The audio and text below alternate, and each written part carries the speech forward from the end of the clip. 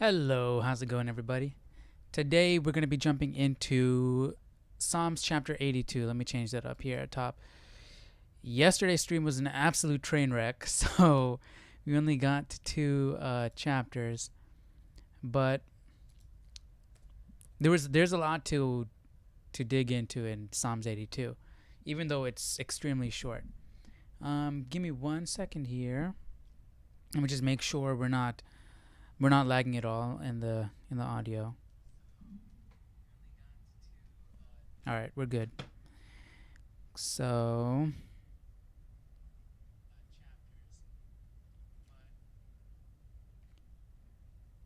give me 1 second. I'll get the text up on screen.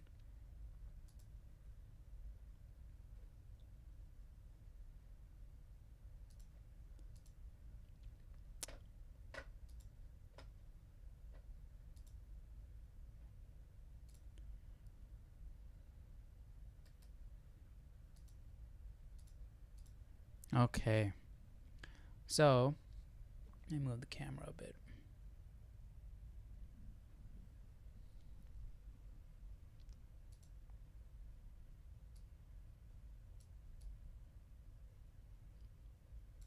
All right, that's better. Okay, so let's jump into this. Oh, I gotta change this here real quick.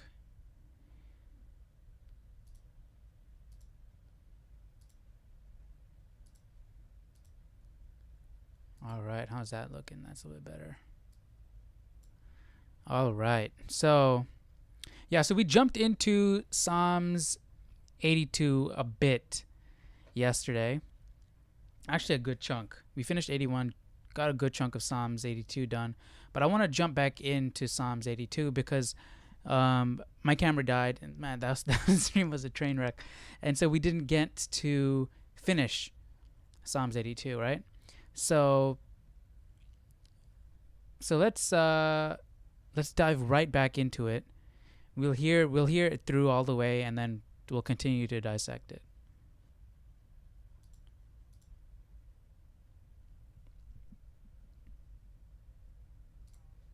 I didn't put the audio up for you guys. There we go. 82, a psalm of Asaph. God stands in the congregation of the mighty. He judges among the gods. How long will you judge unjustly and show partiality to the wicked? Defend the poor and fatherless. Do justice to the afflicted and needy. Deliver the poor and needy. Free them from the hand of the wicked. They do not know, nor do they understand. For context, mind you, remember, Asaph has been confused and trying to reason as to why God is not present in Israel, right? So Asaph has been praying for God to show himself. We are struggling here. We need help. Yes, we have sinned and we've turned away from you, but please come back. We need you, right? That's what Asaph's been talking about this whole time. And so keep that in mind as he is writing this psalm, as we're reading his psalm. They do not know, nor do they understand. They walk about in darkness. All the foundations of the earth are unstable. I said, you are gods, and all of you are children of the Most High. But you shall die like men and fall like one of the princes. Arise, O God, judge the earth, for you shall inherit all nations. All right, so if you were like me, you're a bit confused, right? Because let's start off at the beginning. God stands in the congregation of the mighty. So who are the mighty? That's what we're asking, right? When we're reading, he judges among the gods.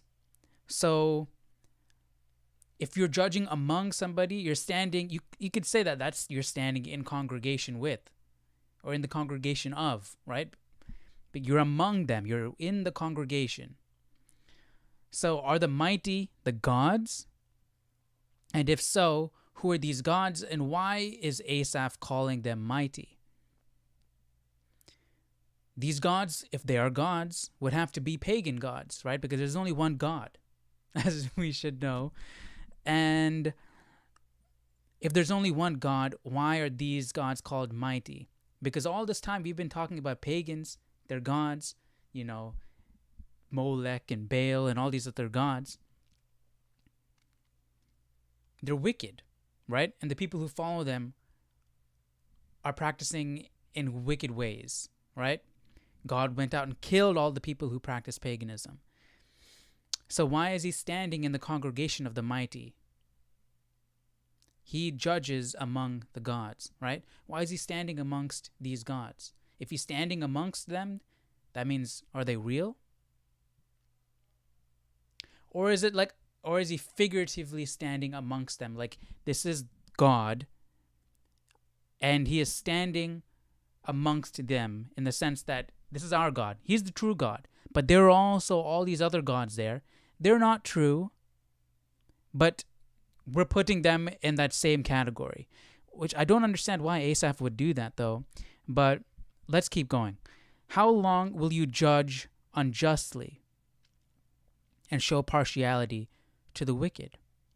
We were reading one commentary yesterday who was saying that he is judging those gods. So he's standing in congregation of them and judging them because they are wicked. But that sort of doesn't make any sense either. But if he's standing among them and judging them, why is he calling them mighty? And why is he judging false gods? He should judge the people for following false gods, not the gods, because they're not even real.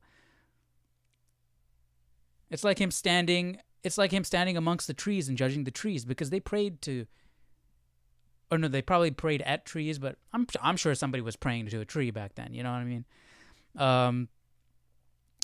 So that doesn't really make sense to me either. So how long will you judge unjustly and show partiality to the wicked? So here's why I think he's not judging the gods. Because, well, another reason why I think he's not judging the gods is because it's saying, how long will you judge unjustly and show partiality to the wicked? If you're showing partiality to the wicked, who are the wicked? As we've seen before, pagans are the wicked. People who don't follow God's way are the wicked. Therefore, those gods are of the wicked, right? All these pagan gods are of the wicked. So why would he be showing partiality to them if he's judging them? Is he judging them and then showing partiality as he's judging? Why? They're wicked, And the reason why Asaph would be saying this is because he is seeing the wicked prosper. Just like Job said, he's seeing the wicked prosper while Israel are suffering. Sure, Israel fell off and they sinned. And that's why Asaph thinks, God left. He's angry. But how long will you judge unjustly and show partiality to the wicked? So that means he's judging severely to the Israelites and judging weakly, more leniently to the wicked. Because why are the wicked prospering and Israel suffering? Defend the poor and the fatherless. Do justice to the afflicted and needy. Deliver the poor and needy. So Asaph is calling for justice. He is calling for God to judge justly. I mean, he is questioning God's judgment here. That's a whole other different thing. But let's keep going. Free them from the hand of the wicked. So free the poor, the fatherless, the afflicted, the poor and the needy. Free them from the hand of the wicked. Why are you freeing them from the hand of the wicked? That means the wicked are the wicked. And if the wicked are the wicked, why are you showing partiality to the wicked? So that doesn't make sense. So they do not know, nor do they understand. They walk about in darkness. All the foundations of the earth are unstable. I said, you are the gods. So who is this I? Is this Asaph or is this God? I said, you are gods. Is this gods the same as the gods we were talking about earlier? And if so, or if not, who is you? So who is I, who is you, and who are gods? We got a lot of questions. And we're not even finished with the sentence yet. All of you are children of the Most High. So, you are gods, and also you are children of the Most High. So, this you, are they talking about the Israelites? Because the Israelites are children of the Most High. But then why are they saying to the Israelites, you are gods? That's kind of odd, right? Let's keep going here. But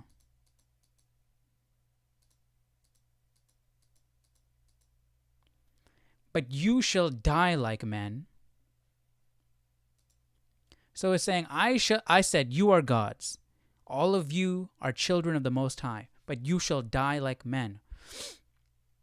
Is that something you would tell a human, that you're going to die like a man? Like, obviously, you're going to die like a man because you're a man. Or is that you shall die like a man to separate, make a distinction between the statement, you are gods, but wait, you're not really God. You're still a man. But you shall die like men and fall like one of the princes. Arise, O God.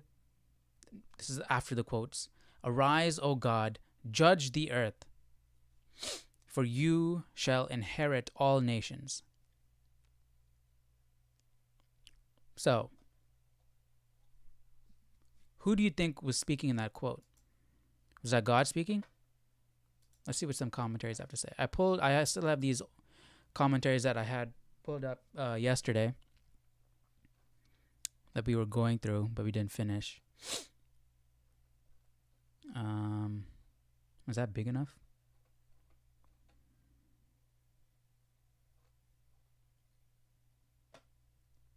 Okay, let's start with this one. First, the psalm asserts the supreme authority of God over every supernatural power. What other supernatural powers? A major interpretive crux of Psalm 82 has been the identity of the gods.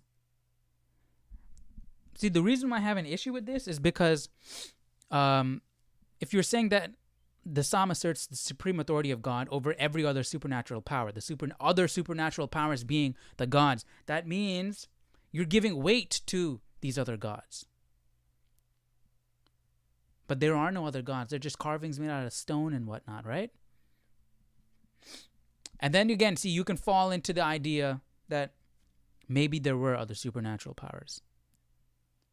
So who were these gods? If they're not gods of stone and whatnot, maybe these gods that people are praying to are fallen angels. You know, something like that. Demons or something. That's probably why God would be so angry with people who pray to these pagan deities, right? And there's a whole bunch of different theories. I don't even know if you want to call them conspiracy theories with, Genesis 6 and all these different other things. That could lend itself to the idea of these gods here and probably make a little bit more sense. But then why would God show leniency to them? I don't know. Let's keep going. Let's keep going with what this commentary has to say. So a major interpretive crux of Psalm 82 has been the identity of the gods in verse 1. A literal translation from the Hebrew Elohim, the word, of course, can be taken in the singular. Let me make this bigger. It looks kind of small on the screen.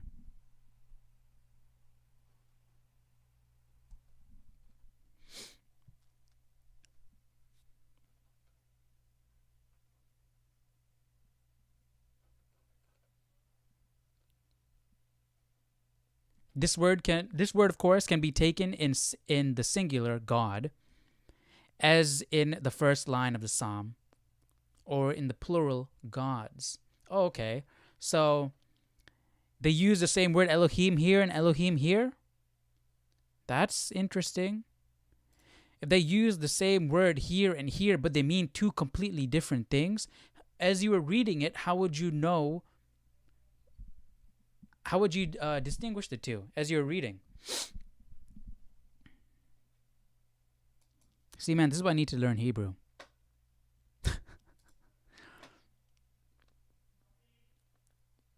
So a major interpreter, I keep reading that over again. This word, of course, can be taken in the singular, God, as in the first line of the psalm, or in the plural, gods, as in the second line of the psalm. We should look that up and see if they were actually using the word Elohim to describe God and gods in this same exact verse.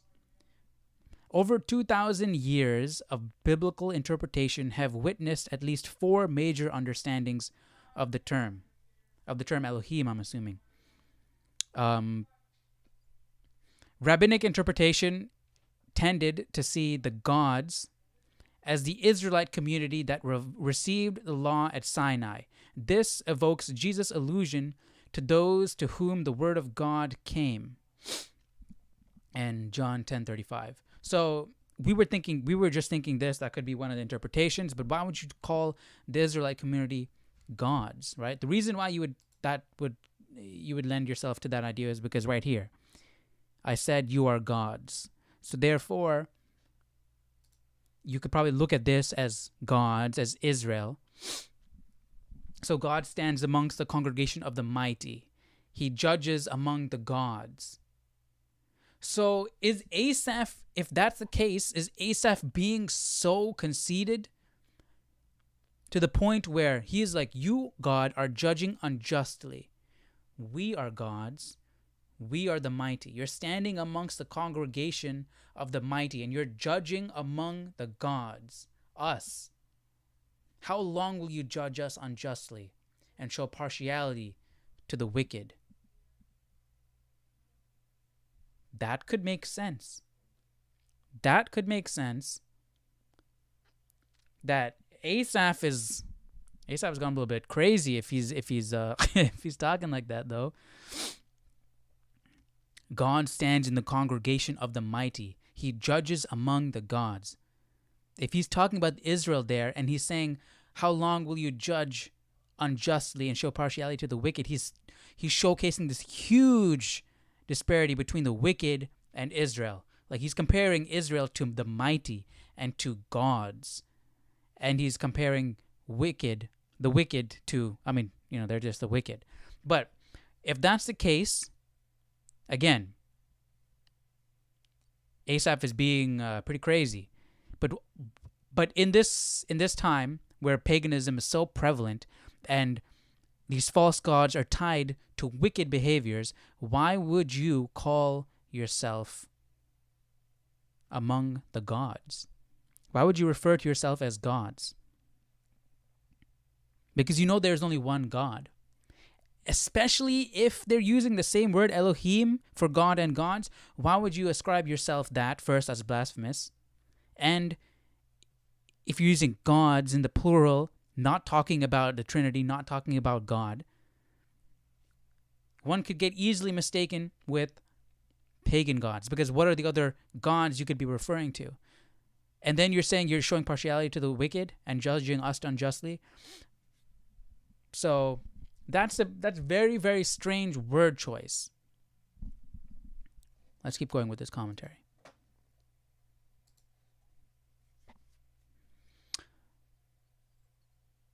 So, rabbinic interpretation tended to see the gods as the Israelite community that received the law at Sinai.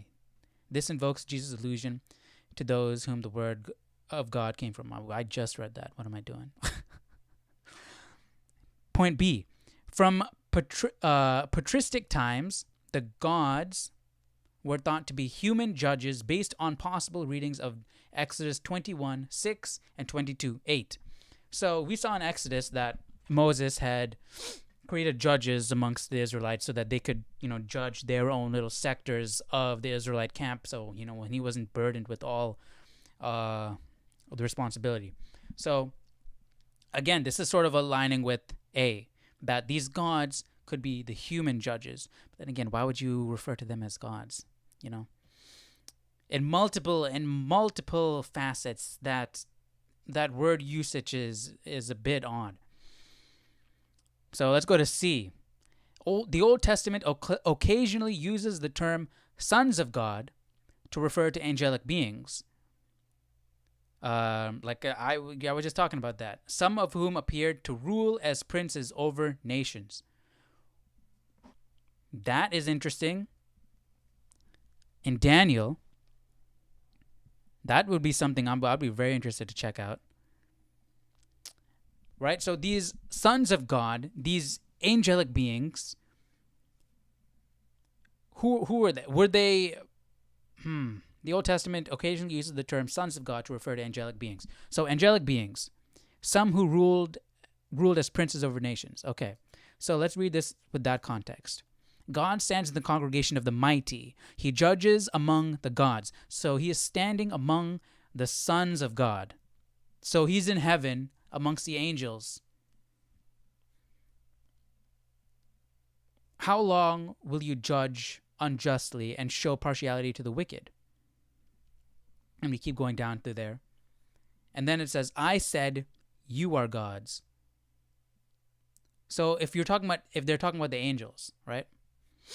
If we're saying that this gods and this gods is the same thing, then he's saying, I said, you are gods. You are angels. All of you are children of the Most High. So the angels are children of the Most High. But why is he talking to the angels? I don't think he's talking to the angels here, though. That doesn't make sense. But you shall die like a man and fall like one of the princes. I mean, that would be something you would tell an angel because they're not human. But you're telling them, you're going to die like men and you will fall like one of the princes. Arise, O God, judge the earth, for you shall inherit all nations. I should point out that this is a quote. If this is God speaking, it's not God speaking. You know what I mean? If this is a quote from God, it's not. Because it is written by Asaph. This would be Asaph writing in the perspective of God. He'd be writing for God, right? That's a whole other conversation, right? Could we view that as blasphemy? But especially with the tone that he's coming with here, judging God in the sense that he is judging how God is judging, saying that God's way of judgment is unjust and that he's showing partiality to the wicked. So using fallen angels or angels over here makes some sense. But over here, it makes sense. Like over here, this makes sense. But I don't know. It just feels weird for God to say to angels, you are gods. He's never said that before. That's why I'm saying the usage of the word gods here is very weird. That's why I wish I knew Hebrew. We can understand why they used it over here. If they were angels, why didn't they use the word angels or sons of God? If it was talking about Israel, why didn't they use Israel? Why did they use the word gods?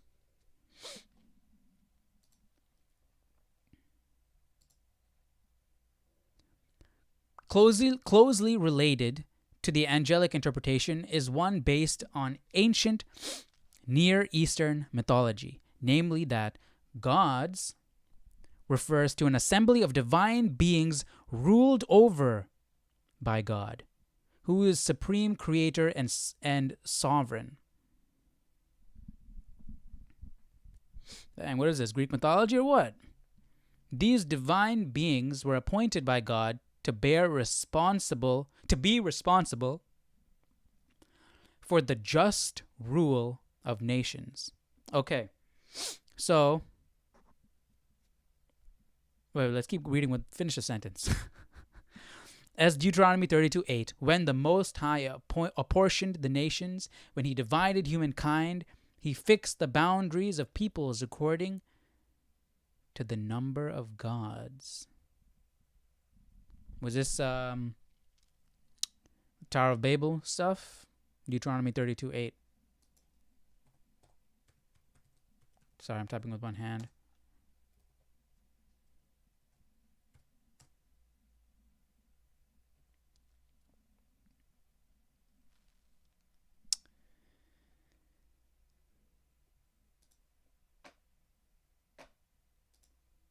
Let's do New King James just to stay consistent.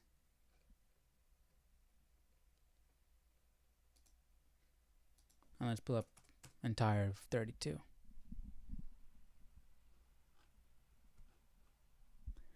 So it's 32:8, right? Give ear, O hear heavens, blah, blah, blah. They've corrupted themselves. They are not his children because they are a blemish, a perverse and crooked generation. Remember the old days of old. Consider the years of many generations. Ask your father, and he will show you. Your elders, and they will tell you.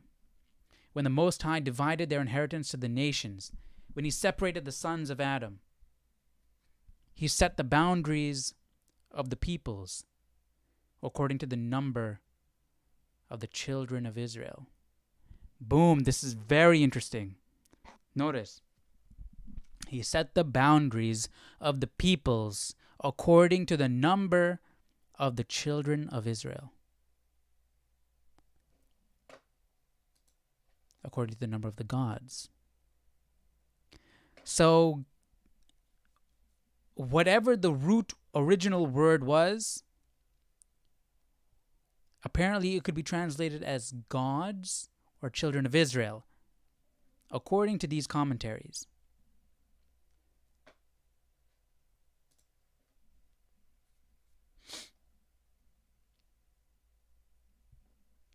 For the Lord's portion is his people. Jacob is the place of his inheritance. So when the Most High divided their inheritance to the nations, when he separated the sons of Adam, he set boundaries of the peoples according to the number of the children of Israel. And if it said according to the number of the gods, that's a bit odd. For the Lord's portion is his people. Jacob is the place of his inheritance. This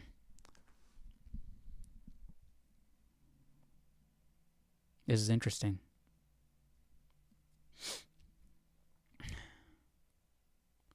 How would you interpret this? When the Most High divided their inheritance to the nations, so their inheritance to the nations, who's they?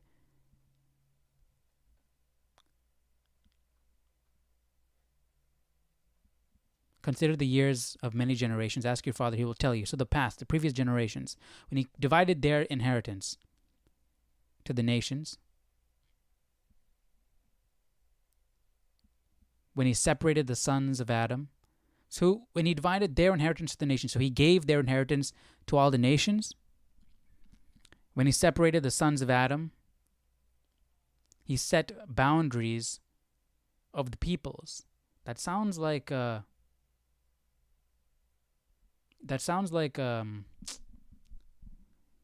of Babel.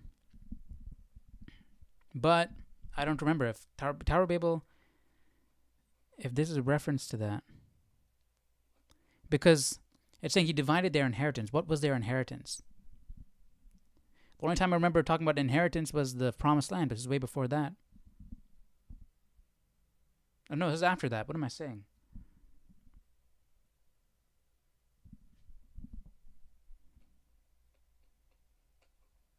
I'm going crazy right now.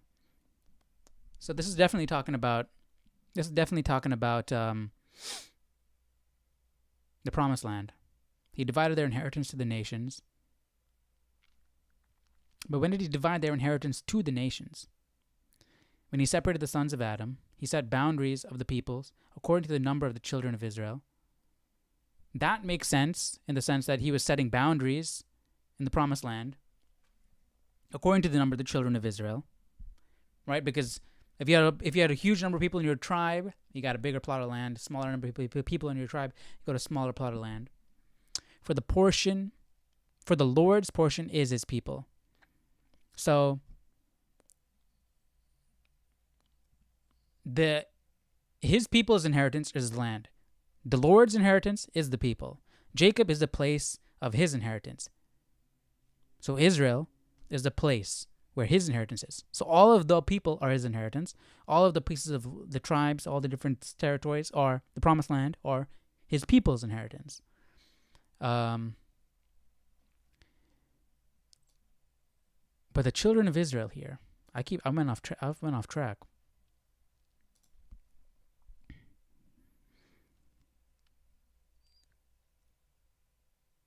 So the thing is, they're using this verse to back the idea of the angelic interpretation, and that divine beings were appointed by God to be responsible for the rule of the nations. Whereas in the New King James Version, they're saying that the number of gods is the number of the children of Israel.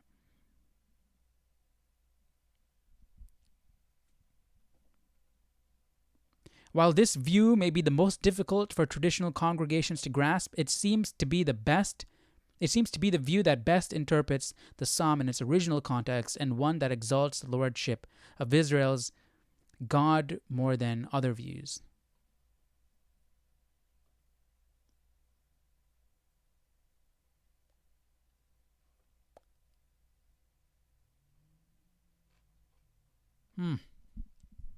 Let's look up some other commentaries. So this is another one we were looking at yesterday. Let's get a refresher on what it said regarding the gods. So God stands in the congregation of the mighty. Asaph gives us the picture of God in the midst of the mighty, standing in authority. So he judges among the gods. God standing in the midst of these mighty ones. One's is to bring judgment among them. The word gods here is Elohim, the plural for the generic word for God in Hebrew. The idea of God judging gods has led to several suggestions regarding the identity of these Elohim. So you're not telling me what it means, huh? Elohim is used to describe the true God, Yahweh. It is in the plural to describe both the majesty of his person or the Trinity. Elohim is sometimes used as the plural of pagan deities and false gods of the nations. Elohim is sometimes used in reference to angelic beings. When? Because if you're talking about the Deuteronomy verse, some translations don't even look at that as talking about angelic beings, as we just saw. Elohim is here best taken as a reference to human judges.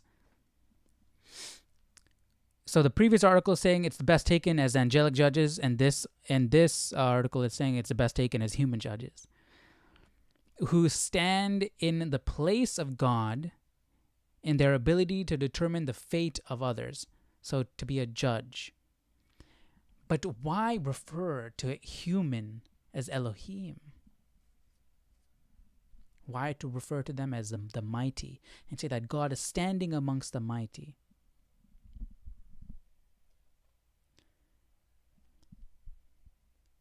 Gathered around him is an assembly of judges who are called Elohim because they are his delegates.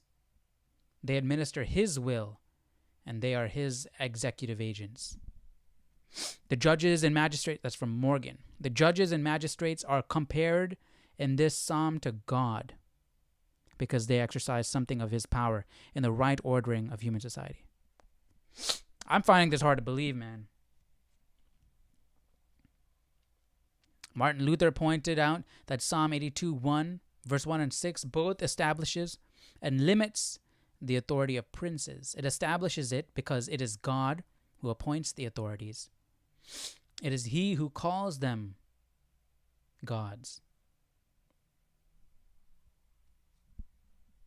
Why would he do that? It limits their authority because they are accountable to him, as the psalm shows. Earthly judicatories are the appointment of God. All magistrates act in his name, and by virtue his commission. He is invisibly present at their assemblies and superintends their proceedings. He receives appeals from their wrongful decisions. He will one day rehear all causes at his own tribunal and reverse every iniquitous sentence before the great congregation of men and angels. Our Lord's reference to Psalms 82:6 and John 10:34-38 is, by the present writer, accepted as authoritatively settling both the meaning and the ground of the remarkable name of gods for human subjects. Okay, let's look up Psalms 34-38. Jesus answered them, "Is it not written in your law, I said, you are gods?" So Jesus is answering our question. Okay.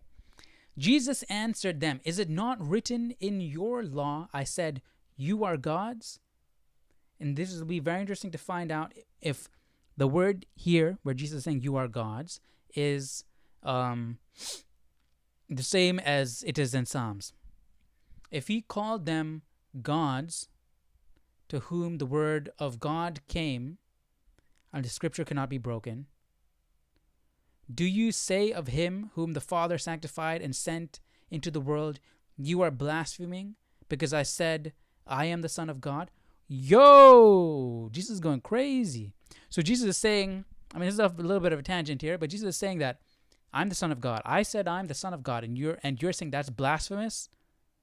When God himself said that you are gods, right? Because we were just talking about saying that is a bit blasphemous. If Asaph was writing that and he was calling himself God, you're a bit blasphemous here. Because I said, I am the Son of God. If I do not do the works of my Father, do not believe me.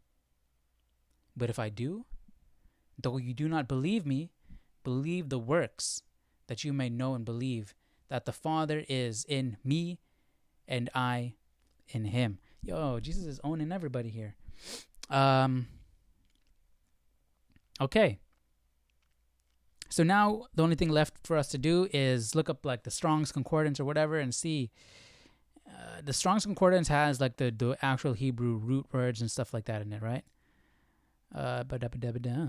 Let's see. Psalms 82.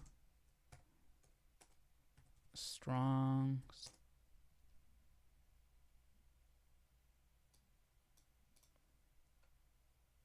Let's put it down to New King James.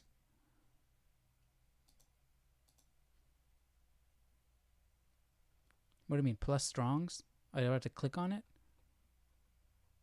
Oh, wait. Can I just... All right, here. Oh, well. Great. I can't read it.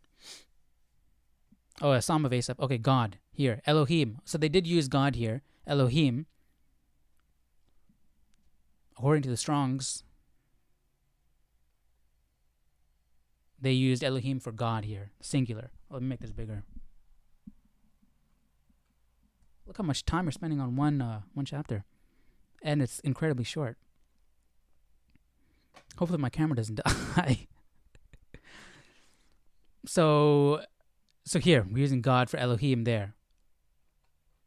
He stands among the gods, Elohim as well.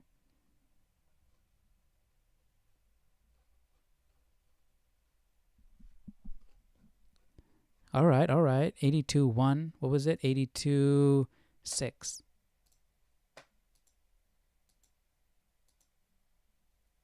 Can I just do this?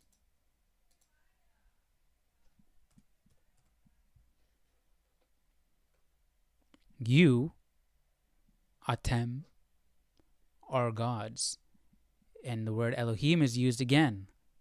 So is the Strong's Concordance reflective of the actual original text? Because if it is, then we're using Elohim in three different ways, or maybe two different ways if we're referring to some of these commentaries were saying that we're referring to the gods up there. That's interesting. So the consensus for this one was talking about saying it's probably angelic beings. This one was talking about it's most likely humans. What do you guys think? Are we talking about angels ruling? Or are we talking about humans? God stands in the congregation of the mighty. He judges among the gods. Let's say children of Israel. That's right. So he's standing among. It's just odd, man. It's just odd calling yourself the mighty. You know? It's like you're trying to add credence to God by saying that he's standing amongst the mighty. Why is it a big deal for God to stand amongst the mighty? And then you find out, so you're like, who are these mighty, you know? And then you find out that these mighty are the same as the gods here, and these gods are the children of Israel, and a man is writing it. It's like, why? It's like, and you go on to know that he's saying, how long will you judge us unjustly and show partiality to the wicked? So he's upset with God and judging God's judgments. And he's calling himself mighty and a god or gods. So it sort of comes off weird, you know? And it really begs the question, who are these gods? Jesus referenced saying that I said you are gods to Israel, right? Where was that?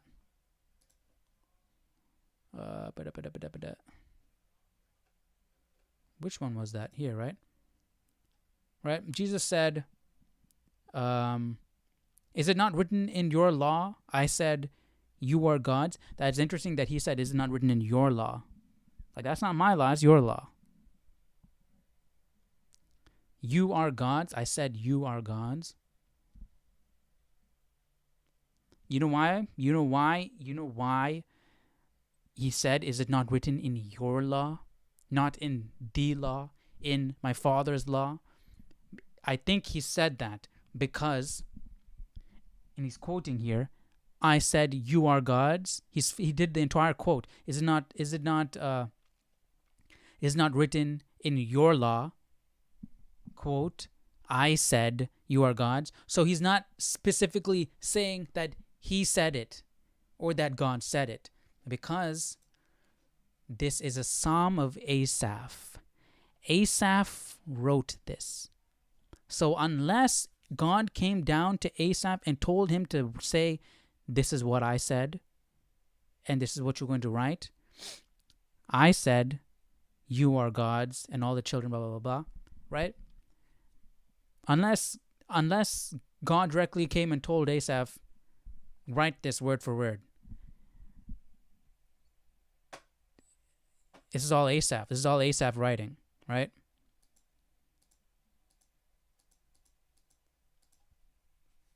So by my point was,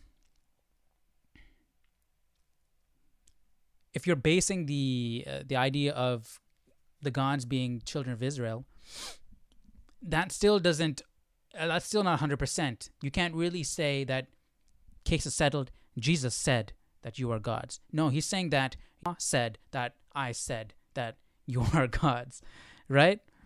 So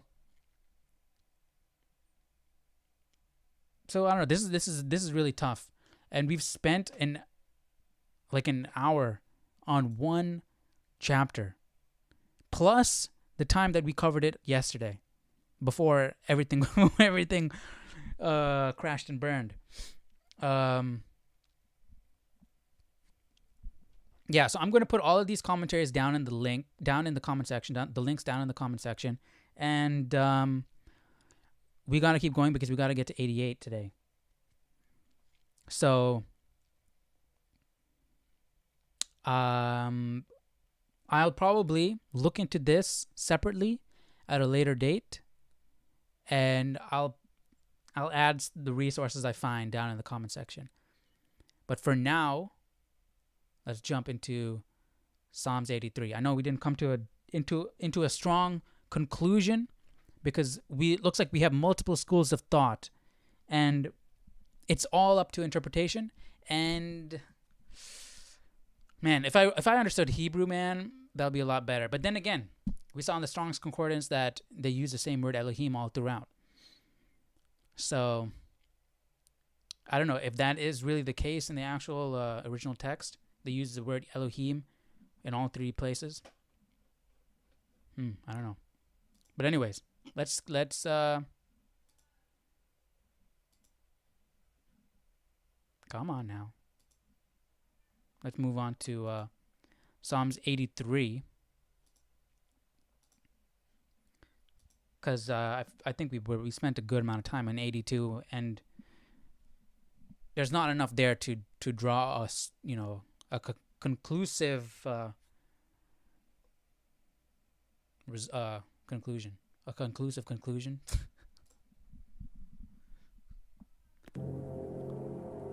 Psalm 83, a psalm of Asaph. Do not keep silent, O God. Do not hold your peace, and do not be still, O God. For behold, your enemies make a tumult, and those who hate you have lifted up their head. They have taken crafty counsel against your people, and consulted together against your sheltered ones. They have said, "Come and let us cut them off from being a nation, that the name of Israel may be remembered no more." For they have consulted together with one consent. They form a confederacy against you, the tents of Edom and the Ishmaelites. All right, see, so Asaph is trying to incentivize God to show himself, right? God is angry. According to Asaph, God is angry at the children of Israel, right? And that's why the wicked are prospering and the Israel are suffering, because Israel sinned, right? They turned their back on God, and now they are reaping the benefits. So now he's trying to incentivize. He's like saying, they're coming after you. They're forming a confederacy against you. So you need to do something. Moab and the Hagrites, Gebal, Ammon, and Amalek, Philistia with the inhabitants of Tyre. Assyria also has joined with them, and the Ishmael. This is so interesting. I want to point out, right? Because wasn't Islam spawned out from the Ishmaelites? So when did if the Ishmaelites, I know the Edomites turned to paganism. I know these guys turned to paganism. Did the Ishmaelites also turn to paganism? And if so, when did they come out of that and jump into Islam? I guess with Muhammad. Moab and the Hagrites, Gebal, Ammon, and Amalek, Philistia with the inhabitants of Tyre. Assyria also has joined with them. They have helped the children of Lot. Deal with them as with Midian, as with Sisera, as with Jabin at the brook Kishon. Deal with them as with Midian, as with Sisera, as with Jabin at the brook Kishon, who perished at Endor, who became as refuse on the earth. Make their nobles like Oreb and like Zeeb, yes, all their princes like Zebah and Zalmunna, who said, "Let us take for ourselves the pastures of God for a possession." Oh my God, make them like the whirling dust, like the chaff before the wind. As the fire burns the woods, and as the flame sets the mountains on fire, so pursue them with your tempest, and frighten them with your storm. Fill their faces with shame, that they may seek your name, O Lord. Let them be confounded and dismayed, forever. Yes, let them be put to shame and perish, that they may know that you, whose name alone is the Lord, are the Most High over all the earth. So,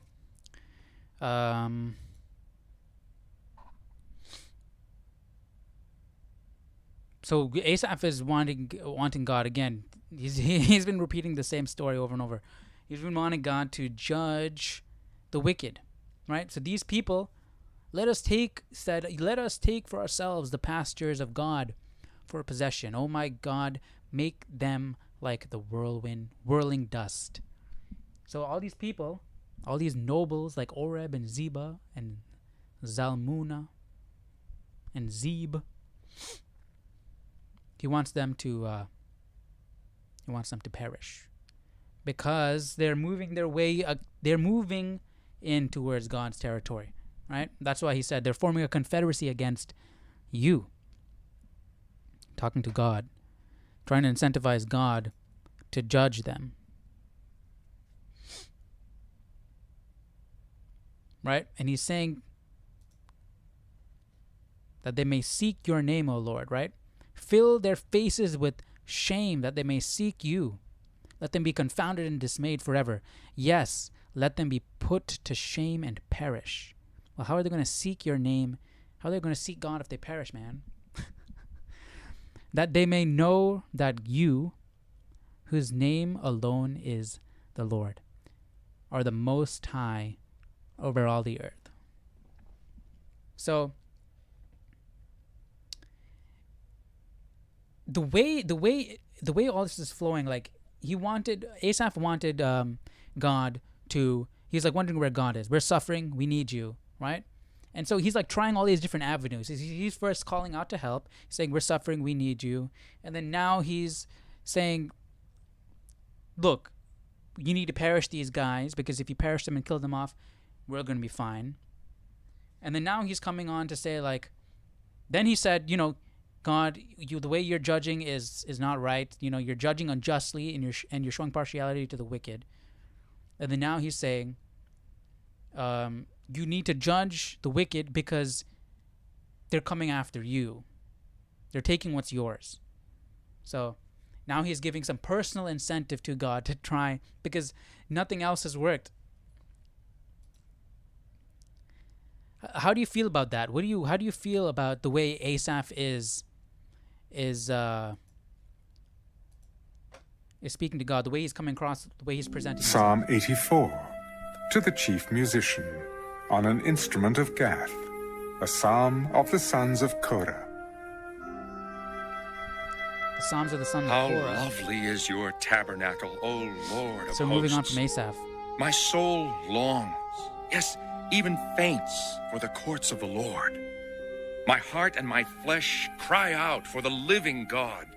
Even the sparrow has found a home, and the swallow a nest for herself, where she may lay her young. Even your altars, O Lord of hosts, my King and my God. Blessed are those who dwell in your house. They will still be praising you. Blessed is the man whose strength is in you, whose heart is set on pilgrimage. As they pass through the valley of Baca, they make it a spring. The rain also covers it with pools.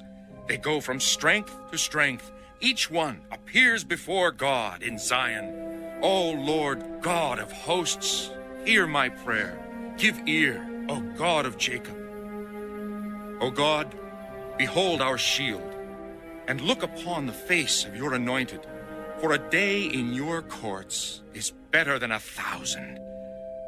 I would rather be a doorkeeper in the house of my God than dwell in the tents of wickedness. Yep. For the Lord God is a sun and shield. The Lord will give grace and glory. No good thing will he withhold from those who walk uprightly. O Lord of hosts, blessed is the man who trusts in you.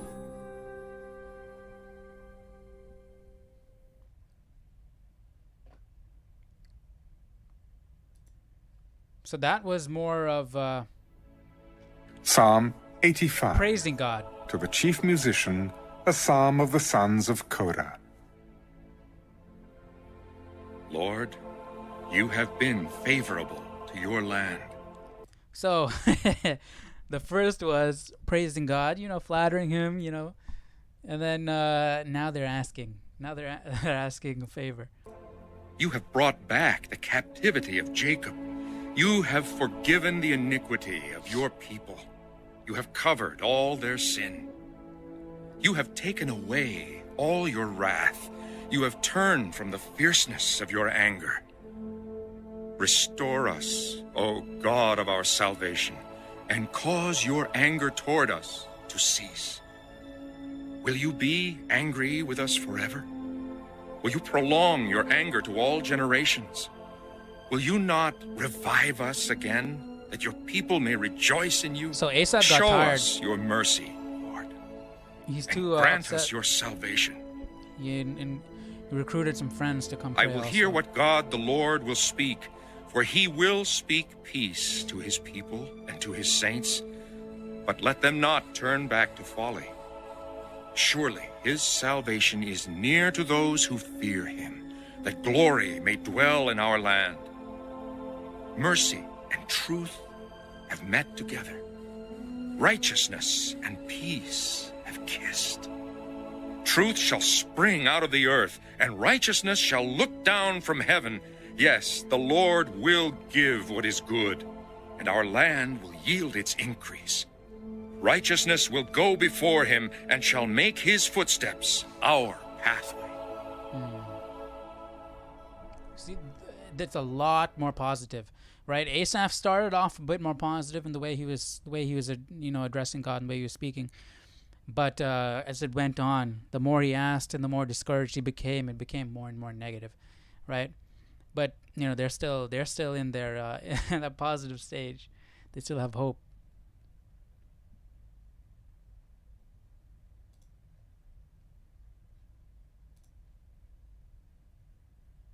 Yeah, see, look how we're flying through this stuff. Like, this stuff is a bit pretty self-explanatory. That 82 is the Psalm 86. A prayer of David. Bow down your ear, O Lord. Hear me. For I am poor and needy. Preserve my life. This is interesting because this is a prayer of David. And if we were talking about Asaph praying to God when things got bad, right? He's praying for the next generation to not be like this current generation, right? The previous generation, and who turned against you. The only generation around that time that I feel like turned against him was during Solomon, right? When he brought in the high places and they turned against God. And so he's praying for the next generation to not be like their previous generation. Because under David, everybody was godly. During Solomon, everybody was godly. Only later on, when he let his wives influence him. But so if we were talking about that, then it's Solomon's time. That's after David. So this prayer of David, whatever it is, it can't be. I mean, the timeline's going all over the place. So that means this prayer of David can't be about anything of what Korah, the sons of Korah, and Asaph were talking about. For I am holy. You are my God. Save your servant who trusts in you. Be merciful to me, O Lord, for I cry to you all day long. Rejoice the soul of your servant, for to you, O Lord, I lift up my soul. For you, Lord, are good and ready to forgive and abundant in mercy to all those who call upon you. Give ear, O Lord, to my prayer, and attend to the voice of my supplications. In the day of my trouble I will call upon you, for you will answer me. Among the gods there is none like you, O Lord. Nor are there any works like your works. All nations whom you have made shall come and worship before you, O Lord, and shall glorify your name. For you are great and do wondrous things. You alone are God. Teach me your way, O Lord. I will walk in your truth. Unite my heart to fear your name. I will praise you, O Lord my God, with all my heart, and I will glorify your name forevermore. For great is your mercy toward me, and you have delivered my soul from the depths of Sheol. O God, the proud have risen against me. Right, because at one point David was very sick, and it looks like God delivered David from that sickness, from the depths of Sheol. He thought he was going to die. And a mob of violent men have sought my life, and have not set you before them. But you, O Lord, are a God full of compassion and gracious, long-suffering and abundant in mercy and truth. O turn to me and have mercy on me. Give your strength to your servant, and save the son of your maidservant. Show me a sign for good, that those who hate me may see it and be ashamed, because you, Lord, have helped me and comforted me. So this is more in line with the prayers that we've seen David make in Psalms regarding this situation, him needing help and stuff. So yeah, I don't think Asaph and the sons of Korah and this situation are the same. What do you guys think? Let me know.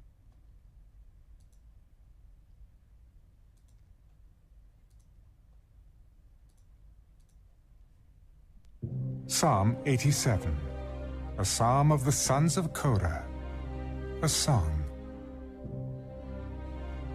His foundation is in the holy mountains. The Lord loves the gates of Zion more than all the dwellings of Jacob. Glorious things are spoken of you, O city of God. I will make mention of Rahab and Babylon to those who know me. Behold, O Philistia and Tyre with Ethiopia, this one was born there. And of Zion it will be said, this one and that one were born in her, and the Most High himself shall establish her. The Lord will record when he registers the peoples, this one was born there. Both the singers and the players on instruments Notice say... how it says when he registers the peoples, because the idea of a census had to have been God's idea. You couldn't have done that on your own, and David did, and that's why David immediately asked for forgiveness from God.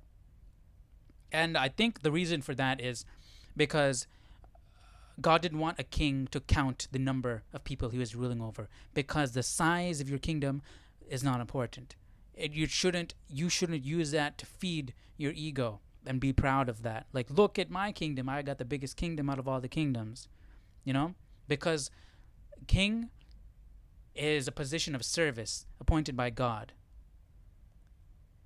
That's the importance, not how many people you're ruling over. All my springs are in you.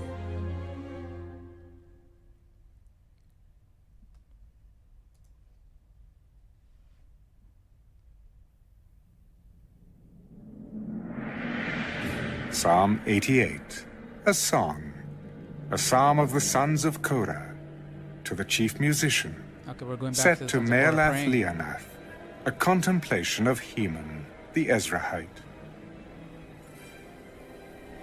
O Lord, Okay, so Heman the Ezrahite was one of the sons of Korah. I'm assuming so, because this is a contemplation of Heman the Ezrahite. Heman was one of David's musicians. God of my salvation, I have cried out day and night before you. Let my prayer come before you. Incline your ear to my cry, for my soul is full of troubles, and my life draws near to the grave. I am counted with those who go down to the pit. I am like a man who has no strength, adrift among the dead, like the slain who lie in the grave, whom you remember no more. and who are cut off from your hand. That's how they feel. Because, same thing what Asaph has been saying, they feel like God has abandoned them, that God is angry with them. And honestly, I feel like that's why Asaph changed the way he was speaking, right? He started off, same thing with Job when Job was going through what he was going through. They started off with, you've abandoned me. You're not there. You've turned your back on me, But then they switched to God, you're angry with me. Because God abandoning you and turning your back on you and cutting you off is worse than God being angry with you. Because if he's angry with you, he's still there. He still cares. But if it's gone to the point where he's just like, you know what? You're not even worth being angry over. You're just nothing to me. That hits hard. You have laid me in the lowest pit, in darkness, in the depths. Your wrath lies like heavy is upon trying me, to, and you have afflicted me with all your waves. You have put away my acquaintances far from me. You have made me an abomination to them. I am shut up, and I cannot get out. My eye wastes away because of affliction. Lord, I have called daily upon you.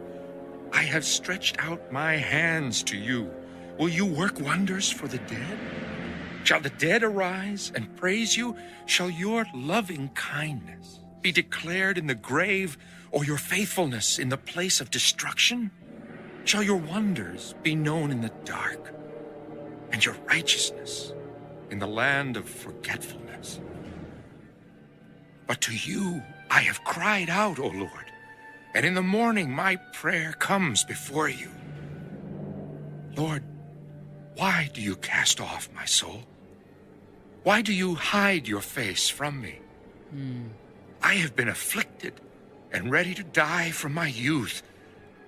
I suffer your terrors. I am distraught.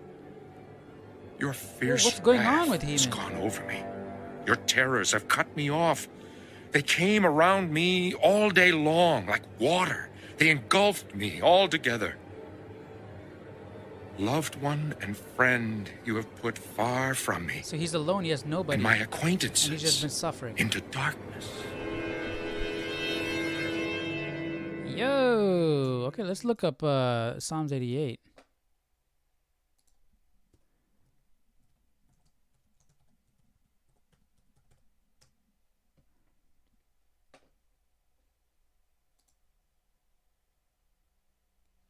Let's go with this enduring word because I like how this website is laid out.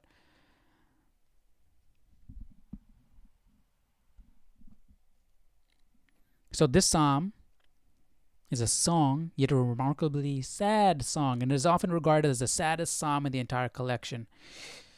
Yeah.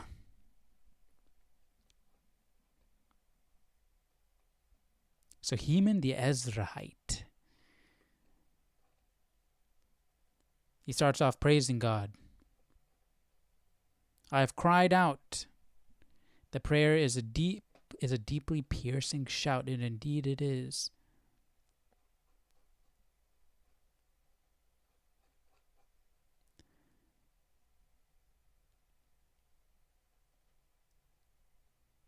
So the agony was not superficial. It went down deep to the soul.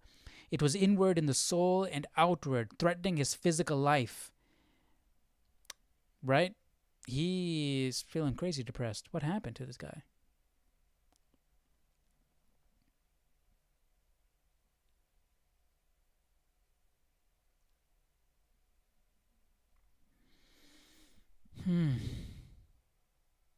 The psalmist was so weak and afflicted that he and others regarded him as practically dead already. Death seemed to pull on him as he was passively adrift and like the slain. He thinks that God doesn't even remember him anymore. So this seems more personal. This might not be the same situation that Asaph has been talking about. You have laid me in the lowest pit. Boldly, the psalmist tells God what he feels and experiences, that God himself has caused his downfall. setting him in darkness in the depths.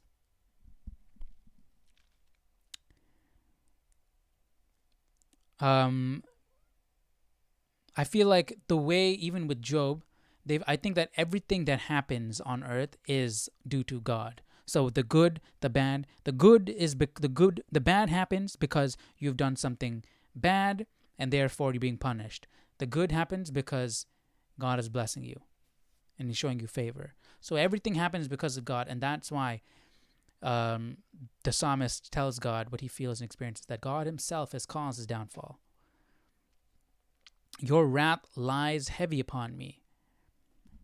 That's why he feels like God has abandoned him, right? Everything happens because of God. Good, bad, everything.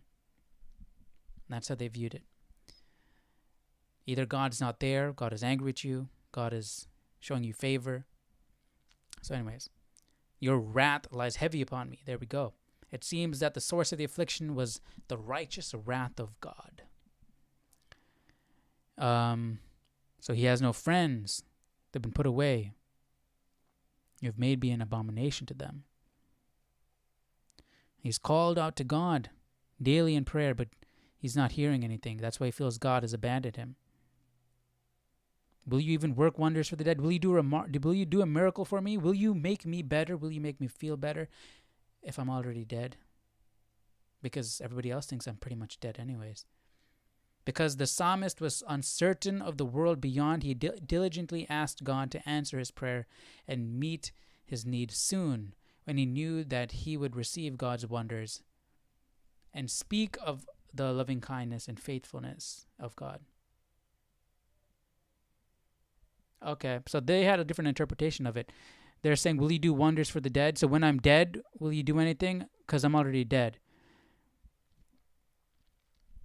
And I was thinking that it meant, because he feels like he's in a death-like state. So will he do any wonders for the dead, for me?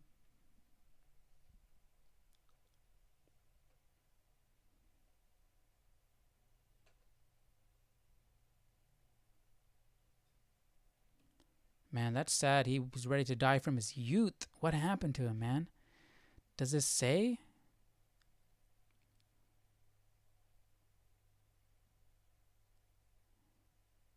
The sad idea from earlier in the psalm is repeated. The worst of the psalmist's afflictions was the sense that God has in some way forsaken him, that his soul was cast off from God.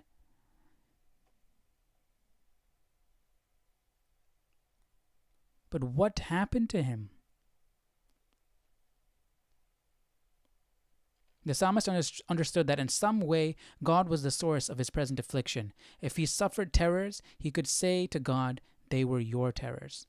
Even in his affliction, the psalmist believed in God. This is just like Job.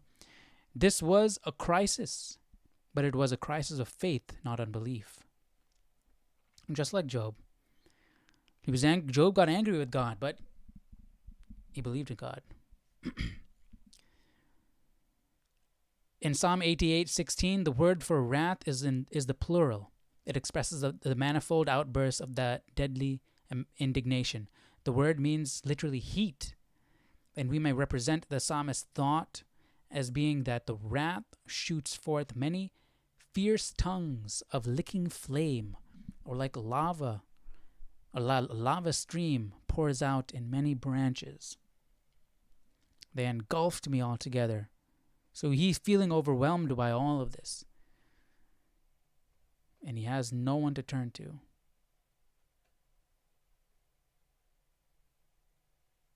We remember that Heman wrote this psalm who lived a blessed life in many ways. We realize that God used even this painful season for good. Yeah, so he did live a blessed life.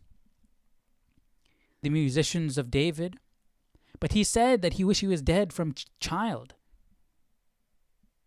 So what has gone on with Asaph? Not Asaph. What has gone on with Heman? What happened to him? Or what was continuously happening to him throughout his life that he said is from birth?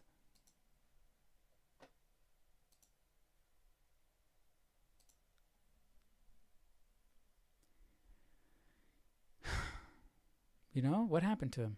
I've been afflicted and ready to die from my youth. What's been going on with this guy? Let's look that up. That specific line. Maybe some commentary might have.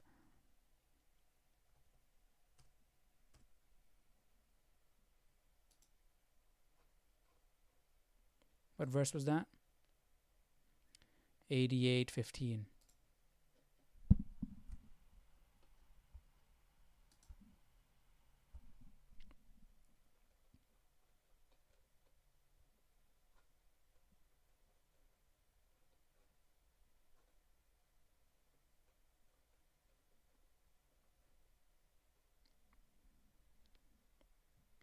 Verse 15.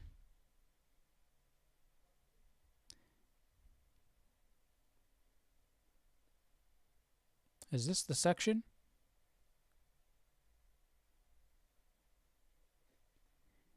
Doesn't seem to be touching on the youth part.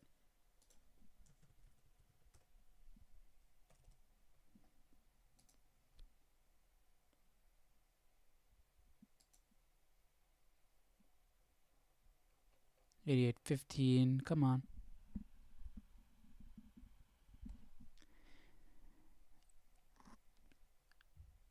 There the psalm ends. It is a sorrowful wail. Wait, how did they do it? Did they do it the commentary and then the verse?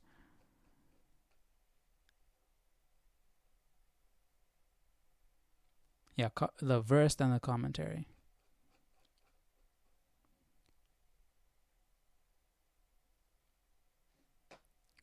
There the psalm ends. It is a sorrowful wail. It comes to a close when you do not expect it to finish. It really has no finish to it. And as when men wind up their songs with proper finales, but it is broken off like a lily snapped at the stalk. I have read you this 88th psalm as an example of preserving prayer. The man who wrote it, Heman, the Ezrahite, kept on praying even when he did not seem to be heard, and thus he is a pattern to us. Yet notice how the next psalm begins. I will sing of the mercies of the Lord. It is not always the sorrowful sackbut that is to be in our hand. We can play the joyous harp as well. I will sing the mercies of the Lord forever. I will never leave off praising him. With my mouth I will make known thy faithfulness to all generations. Yeah, that is a lesson to learn from Heman. And it looks like we got a little sneak peek to Psalms 89. But nothing regarding the youth. I feel like because we didn't hear anything about his youth and about the what he went through, his afflictions that he went through as a youth and throughout his life. So one can only guess. But let me know what you guys think down below in the comment section. Today was a good long session. Tomorrow we'll jump into 89. Hope you guys enjoyed today's reading. And let me know your thoughts about 82. We spent a lot of time on 82 and we didn't come to a distinct conclusion, right? We saw multiple schools of thought. I would like to hear what you think. And but that'll be it for today. Hope you guys enjoyed today's reading, and I will see you tomorrow. Hope you have a great day. Take care. Bye-bye.